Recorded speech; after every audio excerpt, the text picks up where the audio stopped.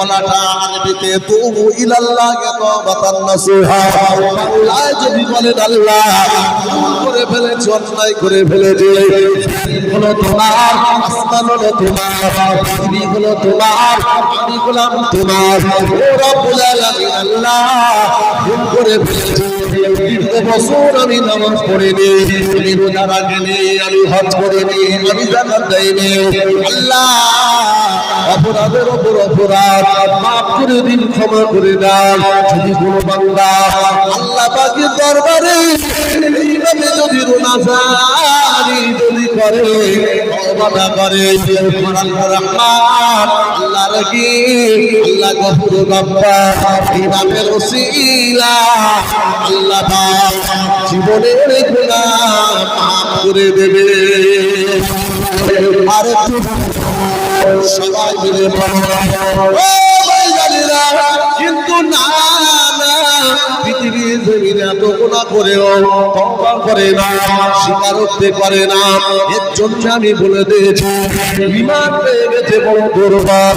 আজকে সমাজের বুকে যদি থাকে, আমি উদাহরণ দিলে বোঝা যাবে। একটা পাইপ লাইন একটা ব্যাটারিতে চলে, পাইপ লাইনটা আবার 440 বা 220 জ্বলে, জ্বলে কি জ্বলে না? সবাই বলে এখন পাইপ লাইনটা জ্বলছে ব্যাটারিতে জ্বলা অবস্থায়। যদি ব্যাটারির তারটা খুলে যায়, আপনাকে যদি বলে ভাই আপনি তারটা জুড়ে যান, জুড়ে দিতে পারবে কি পারবে না? পারবে। কোনো ঝটকা কি লাগবে? ধাক্কা কি মারবে? কারেন্ট কি লাগবে? না না, ওই পাইপ লাইনটা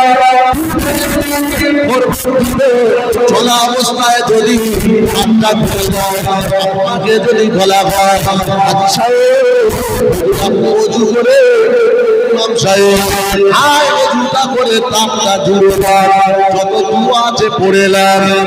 আপনি বলছেন ইমাম সাহেব বা হাজী সাহেব বা হুজুর সেই হুজুরে তারটা কিসে জুড়তে পারবে? যদি জুড়তে যায় তাহলে কি হবে? ধাক্কা কথা কি? হ্যাঁ এলো ঠিক বলে কোথা বাড়ি আপনার? ও আল্লাহর ওলি, সেই থেকে লাইভ করছে। এ লোকের মনের একটা জোর আছে। তাহলে কি বুঝলেন? ব্যাটারিতে ঝটকা নেই, আর 440-তে এক ঝটকায় হয় ইন্নালিল্লাহ নাই আলহামদুলিল্লাহ। বেটিকে 4 দিন 7 দিনও হতে পারে, আবার বেঁচেও ফিরতে পারে। আমরা দুই কোয়ালিটির। কোয়ালিটি একটা ব্যাটারি মার্কা, একটা 440 মার্কা। এই ব্যাটারি মার্কা যারা গুনার পর গুনাহ, অন্যায়ের পর অন্যায়, দিনের পর দিন বেনামাজি, কোনো ঝটকা লাগে না, এ হচ্ছে ব্যাটারি মার্কা ইমানদার। আর যারা 220 440 যাদের একটু ইমানি পাওয়ার আছে, এতেও চলে ওতেও চলে, এনারও ইমান ওনারও ইমান, এতে কোনো ঝটকা নেই, ওতে ঝটকা আছে। তার মানে ইমানি পাওয়ারটা এতটাই বেশি, বড়পীরের বাবাটা ভেসে যাওয়া ফল খাওয়ার পরে এমন ঝটকা লাগলো। পরবর্তী ইমান ছিল 12 বছর পানি এবং কালো কানা ন্যাংরা মেয়ে বিবাহ করে তানার সন্তানটা আল্লাহ জগতের আলো আলোকিত করেছে। একটা জরুরি কাউকে যেন ব্যাটারি বলে রাখতে যাবেন না, বুঝলেন না? ঝামেলা লেগে যাবে। সবাই ব্যাটারি কম বেশি, ঠিক না বেটি? কার অপরাধ নেই? আমাদের অপরাধ দেখে ইংলিশ পর্যন্ত চিন্তা করে যে আমি যা বলিনি তার থেকে তৃণমূল করছে। আপনারা কি এখান থেকে লাভ নেই, পালায়, ও গ্রাম থেকে পালাচ্ছে। রমজান মাসে বাঁধা থাকে না ছাড়া থাকে? বলে বাঁধা থাকে, শয়তানি করে না, কে গুঁতো মারে বলে। মানে 11 মাস যে ঘুরপাক খাইয়েছে না, ও 1 মাস বন্ধ নেই, অতি ঘুরপাক খাচ্ছে, ও বাঁধা আছে তাকে। কথা ঠিক না বেঠি? মসজিদে বেরিয়ে ইমামের সমালোচনা শুরু করে দিল। ইমাম সাহেব এই করেছে, অমুক করেছে, অমুক করেছে, অমুক সাহেব এই করে, সেক্রেটারি এই করেনি, ওই হ্যাঁ, রমজান মাসে সারা বছর তোকে তো পরিযায়ী পাখির মতো তোকে আর পাওয়া যাবে না। তুই আবার এখানে সমালোচনা করছিস মানে রোজা রেখে আছে না? আমার গরমের সময় কিছু কিছু মসজিদে আমার এসি চাইলে মসজিদে শুয়ে থাকি, বুঝলেন না? ঘর মনে করে কি গো না একেবারে আসর করে যাবো, তোমার বাপের ঘরেটা বললে তো না, বাপের ঘর নাকি? ভাই আমার বাবা মা সোনার মানি গেলেন না। আমার বক্তব্যের বিষয় হলো এটা, পৃথিবীর জমিনে এখনো নামাজ রোজা করে না, ভালো কাজ করে না, শয়তানি কাজ বাদ দেয় না। দুই নম্বর হলো ভালো কাজ করার পরেও শয়তানি করে। এই দুই রোগের ট্রিটমেন্টটা পৃথিবীর কোথাও গেলে হয় না। একমাত্র যদি নামাজির মতো নামাজি হয় তাহলে তার রোগ ভালো হয়ে যাবে। দুই নম্বর হলো হাক্কানি সহবত যদি বসা যায়।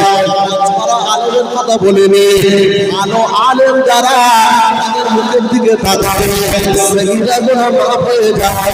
তাদের ইলমও আছে, আমলও আছে। আমল করলে যে খাবে তা না, করে ওয়াজ করে না। আলেম যদি আপনার এলাকায় থাকে তার পাশাপাশি একটু সময় নেবে, ইনশাআল্লাহ শয়তানি অনেক রোগ থেকে বাঁচা যাবে। কিন্তু বাবাজি আলেমের সংখ্যা বড় কমে গিয়েছে। আল্লাহর নবী বললেন, আমি রাসূলুল্লাহ জানিয়ে দিলাম এমন একটা সময় আসবে, একটা দিন আসবে সমাজের বুক থেকে আমার আল্লাহ আর কিনা ইলমকে তুলে নেবে। আল্লাহ পাক রব্বুল আলামিন ইলমকে জমিন থেকে তুলে নেবে। আমার রাসূলুল্লাহর হাদিস অনুযায়ী আইহুল ফাউনা ইলমা, আল্লাহর নবীর কথা অনুযায়ী হাদিসে কেরামগণ ব্যাখ্যায় লিখেছে ইলম কে যাবে মানে আল্লাহ পাকের আলেম বান্দারা চলে যাবে। চলে যাও পুরা শরীরটা যদি বেদনা গুলোতে গেলা বিদায় নিল আমরা দেখতে পাওয়া যাবে রাজারাজে মাদুরাইতে তিনি একজন ছিল চলে গেল, আমার উলামিন চলে গেল, ভাইজানেরা মায়াপুর আব্দুল আদিম চলে গেল। সমাজের বুকে আগে আগে বড় বড় আলেমের হাক্কানি আগা তারা আগে আগে বিদায় নিয়ে চলে গিয়েছে। এই আলেমকে তুলে নেবে মানে ইলমটাকে আল্লাহ তুলে নেবে। ইলমতে যাবে জাহালাতটা জমিনে তত যত আলেম চলে যাচ্ছে, যত ইলমতে যাচ্ছে সমাজের বুকে চাকরাগুলো বেড়ে যাচ্ছে। বলাকে বড় কয়েকদিন আগে আশেপাশে একটা আমি জলসা করেছি, গজল শিল্পীকে 3 ঘন্টা তাকে কন্ট্যাক্ট করতে 20,000 টাকা দিয়ে, আর আমাকেও তাও করলো। আমার তো পয়সার কোনো আমি তাদের বলি না, বোঝাতে চেয়েছি তাহলে ওয়াজের মাহফিলে 3 ঘন্টা 20,000 টাকা গজল শিল্পী এনেছে। বলুন ভালো যদি একটা আলেমকে দাওয়াত করতে কোরআন হাদিসের কথা বললো কিছু তো এলেম সংরক্ষণ হবে। গজল শুনে তার এলেমের তার কথা অনুযায়ী সমাজের মুখে জাহালাতগুলো বেড়ে যাচ্ছে।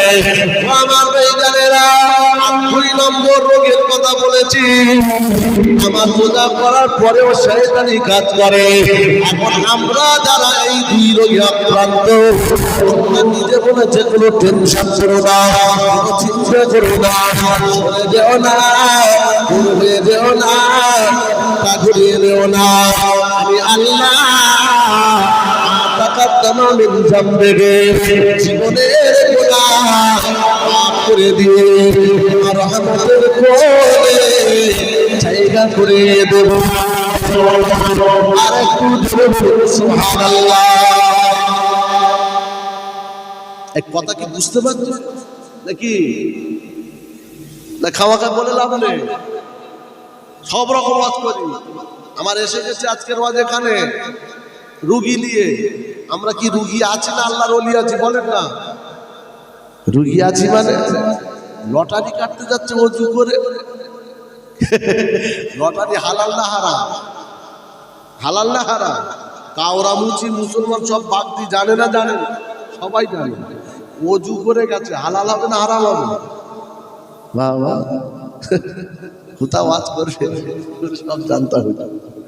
মসজিদের কলে অজু করেছে, জানে ওখানে গ্রামের লোক ব্যবহার করে না, মুসল্লি ব্যবহার করে। বরকতি কল, কি কল দেখেছে? বাইরে যে জলসা যায়, কত বাইরের ছেলেরা সব, আমি তো নিজে এই তো আমার তো চোখে দেখ, বুঝলেন না, মাল খেয়ে ঘুরছে, সামনে আসে, ভোর যেই কেটে গেছে, ভালো আছে, ভালো আছে, অমিন হা নখরে যখন তারা তার নখরার অপেক্ষায় আছে, ভরে দেবে আর চলে গিয়ে শুধু 4 দিন 7 দিন চালাবে, আর কানা কালা এদিকে তোমাকেও চালাবে। যাও খবরে পাগলামি, যত দিন যাচ্ছে যে জলসার খরচা 2 লাখ টাকা। জি, ওই ছেলেগুলোকে জিজ্ঞেস করুন তো নামাজ পড়ে কিনা ঠিকভাবে, ঠিকভাবে এইসব নামাজ কালামের নিয়ত কালামগুলো একটু জানে কিনা, অজু টজু, মসজিদে দাঁড়িয়ে আল্লাহ আকবার, মসজিদ দেখছে এমন, বাপের কালে দেখিনি মসজিদ, নিয়ত করে দেখছে। এই শুনছে, ওর পাশে ওর ভাইরা ভাই, ও বলছে নামাজ পড়তে গিয়ে এদিক ওদিক দেখতে নেই। তো তুই কি করলি? আমি ভুল বলছি? হ্যাঁ, জীবনে নামাজ পড়ে না, কোথা দৌড়ছি, কোথা না জোরে নামাজ পড়ে, নামাজ পড়িনি খ্যাপা নাকি? আমি এলাকার জামাই, এলাকার জামাই, শাশুড়ি মারা গেছে, জানাজা পড়তে হয়েছে, জোর পড়ছে, বলছে জামাই নামাজ না পড়লো খারাপ বলবে। তাহলে এই জানাজা পড়তে এসেছে, জোহরটা পড়ছে কেন? লোক খারাপ বলবে অমুকের জামাই, বলেন না, জোহর না পড়ে জানাজা পড়েছে, এই জন্য যায়, জীবনে যায়। ভাই আমার, বাবা সোনার মানিকের আমার, আমি বোঝাতে চেয়েছি তাই, আমাদের রোগ রয়েছে, এই রোগের ট্রিটমেন্ট পৃথিবীর 3 নম্বর জায়গা, সেটা হলো ওয়াজের মাহফিল। এই আজকের মাহফিল, এখান থেকে যে প্রেসক্রিপশন হবে আমি দিয়ে নামবো ইনশাআল্লাহ। ও বাবেরা মায়েরা বোনেরা, শুনে রেখে দাও, জেনে রেখে দাও, আমার রাসূলুল্লাহ একজন সাহাবীর মনে একদিন ইবলিস বারবার ধোঁকা দিতে লাগলো, কোনো একটা গুনার কাজ করানোর জন্য, একটা কবিরা গুনাহ। যাও এই কবিরা গুনার কাজটা তুমি করে দাও। সাহাবী বারবার আর কিনা কেটে দিতে লাগলো, সাহাবীর সঙ্গে তার নফসের সঙ্গে তার টক্কর চলছে। আল্লাহর নবী জিহাদ থেকে বাড়িতে এলো, মাদান আয়েশা সিদ্দিকা রাদিয়াল্লাহু তাআলা আনহা, আমার নবী দেখে আম্মা আয়েশা মুচকে মুচকে হাসলেন। আল্লাহর নবী বলেছিলেন, ও বিবি আয়েশা, কি জন্য তুমি হাসো? আল্লাহর নবীকে বলা হলো, আল্লাহর নবীকে বলতে লেগেছে, ইয়া রাসূলুল্লাহ, বড় যে আদেশ চলবে যে, আমি আয়েশা বড় খুশি হয়ে গেলাম। আল্লাহর নবী বললেন, রাসূলুল্লাহ তো খুশি নয়, ও বিবি আয়েশা, এখনো বড় যে আমার বাকি রয়েছে, বদর কোনটা, বড় যে বড় যে আমার কোনটা? আল্লাহর নবী বলেছিলেন, ও বিবি আয়েশা, আমার সবচাইতে বড় যে আফজালু যে আদুল্লাহ, সবচাইতে বড় যে হলো আমার নফসের সঙ্গে আমার জিহাদ। আমার নাফস যেন আমাকে না বলে, আমার নাফস যেন আমাকে বারবার না বলে, ও মুহাম্মদ, তুমি এত সামান্য সংখ্যক সৈন্য নিয়ে আবু জাহেলের তলে 1000 313 নিয়ে এত বড় একটা জিহাদ জয়ী করে ফেলেছে। টাকা পুরি যদি এসে যায়, ধ্বংস হয়ে যাবে। বিবি আয়েশা নফসের জিহাদ, ও ভাইজানেরা, সাহাবীকে ধোঁকা দেয়, সাহাবী নিচে ধোঁকা দেয়, নফসের সঙ্গে জিহাদ চলতে লাগলো। আনাও কাদারি করবো না, এই বারবার ধোঁকা দিতে দিতে 1 তারিখে সাহাবী নামাজে পর খাওয়া দাওয়া করে সাহাবীটা বিছানায় গেল, বারে বারে ধোঁকা দিল। ও নবী মোহাম্মদের পাগল যাও চলে যাও, উনি রয়েছে তার সঙ্গে গুনার কাজটা করে নাও। এমন করে বারবার ধোঁকা দিতে লাগলো। রাসূলুল্লাহ সাহাবে এই ধোঁকায় পড়ে গিয়ে বিছানা থেকে উঠে নিজের ঘরের দরওয়াজা পর্যন্ত গেল। দরওয়াজাটা খুলে বেরিয়ে যাবে, হঠাৎ করে দরওয়াজা খুললেন না। ওই জায়গায় দাঁড়িয়ে বাচ্চা ছেলের মতো কাঁদতে লাগলো। হে নওজোয়ান তরুণ যুবকেরা, আমার মুরব্বী বাপেরা মায়েরা, সাহাবী দাঁড়িয়ে কাঁদে, এত কান্না কাঁদে, বিবির ঘুমটা ভেঙে গেল। বিবি জিজ্ঞাসা করলেন, স্বামী গো এমন করে কেন কাঁদেন, কি হয়েছে?